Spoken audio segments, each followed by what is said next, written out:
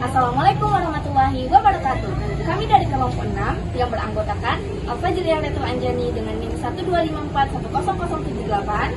Saya Nora Jessica dengan NIM 125160027. Saya Natasha Fidraulia dengan NIM 125410093. Saya Dion Rianaldo dengan NIM 125410030. Saya Joshua Francisco Stumea dengan NIM 1256036. Akan menampilkan konten edukasi tentang apa itu hoax dan misinformasi.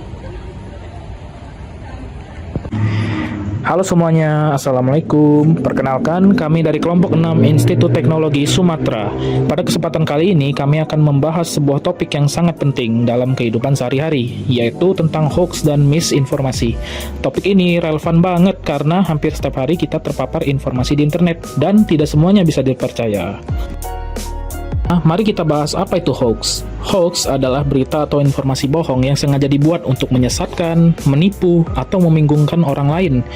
Hoax biasanya muncul di media sosial, balasan pesan berantai, ataupun situs-situs tertentu. Yang bikin bahaya, hoax sering dikemas agar terlihat meyakinkan, sehingga orang mudah percaya. Tujuannya bisa bermacam-macam. Ada yang ingin mempengaruhi opini, ada yang sengaja bikin panik, bahkan ada juga loh yang sekedar ingin mencari perhatian. Hoax juga punya banyak bentuk loh, misalnya konten palsu atau fabricated content, yaitu informasi yang benar-benar dibuat dari nol.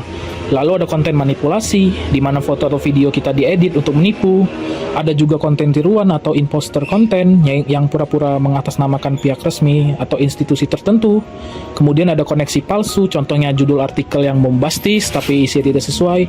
Terakhir, ada konten dalam konteks palsu, yaitu informasi asli yang ditempatkan di situasi yang berbeda gitu, sehingga sangat menyesatkan. Bagaimana hoax menyebar?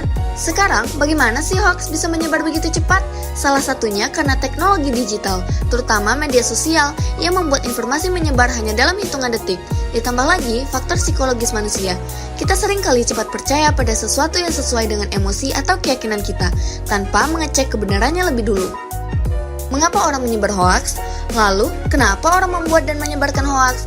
Ada yang sengaja menipu untuk keuntungan pribadi atau politik.